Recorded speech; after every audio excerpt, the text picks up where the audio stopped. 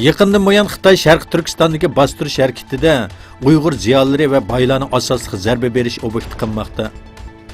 İlgilishicha Xinjiang Pedagogika Universitetining professor doktori Abdul Basri Shukur qo'lga ilingan va atalmish tarbiyalash markazi nomidagi yig'ilish lageriga qamalgan. Abdul Basri Shukur Uyg'ur klassik adabiyoti va turkologiya sohasida ko'z ko'rmagan tadqiqotchilardan biri edi. Xitoy Tashqi ishlar ministri Wei Fenghui Amerikada ziyoratda bo'ldi. Bu uchurni Amerika mudofaa ministri Jim Mattis oshkorladi. Mattis Wei Fenghui bilan o'tgan oyda Beyjingda ko'rishganligi va o'tgan hafta Singapurda uchrashganligi haqida to'xtalib, Amerika ziyoratining bu suhbatlarining davomi ekanligini aytdi. Oktyabrning 5-da Mattisning Xitoyga berishi mo'ljallangan edi. Lekin ziyorat Xitoy tarafidan amaldan qoldirildi. Ziyoratning amaldan qoldirishiga Tambojni beji va harbiy munosabatga jiddiyliklar sabab bo'lgan edi. Xitoy Amerikaning Tambojni beji qo'yishga va Tayvanga qurol setib berishga norozilik bildirmoqda.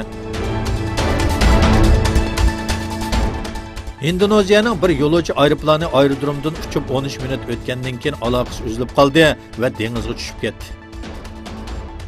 Indoneziya davlat qutqarish idorasining mas'ullarining bildirishicha, Boeing 737 bu aeroplan atgan soat 6dan 20 o'tganda uchgan bo'lib, Jakartaga yaqin bir joydagi dengizga tushib ketgan.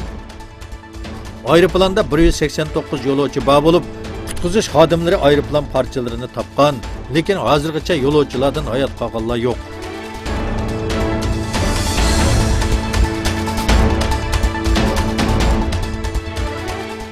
Trumpning tahdidiga qarshi O'rta Amerika ko'chmanlar karvoni Amerika chegarasiga yaqinlashdi.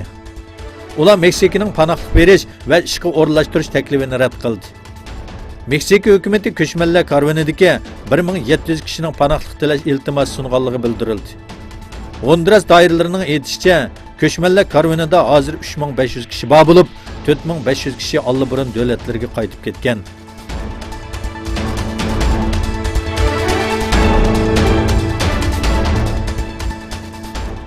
İşqa kirishgandan keyin dunyo bo'yicha eng chong aerodromga aylangan İstanbul yangi aerodromining tunji navbati ochilish marosimi Turkiya Cumhuriyetining qurilish xotiri kuni bo'lgan 29-oktyabr yana bugun o'tkaziladi.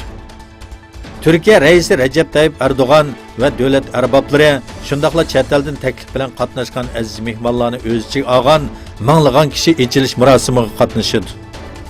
50 dan ortiq yuqori darajali davlat amaldorlarining taklifga binoan qatnashadiganligi bildirildi.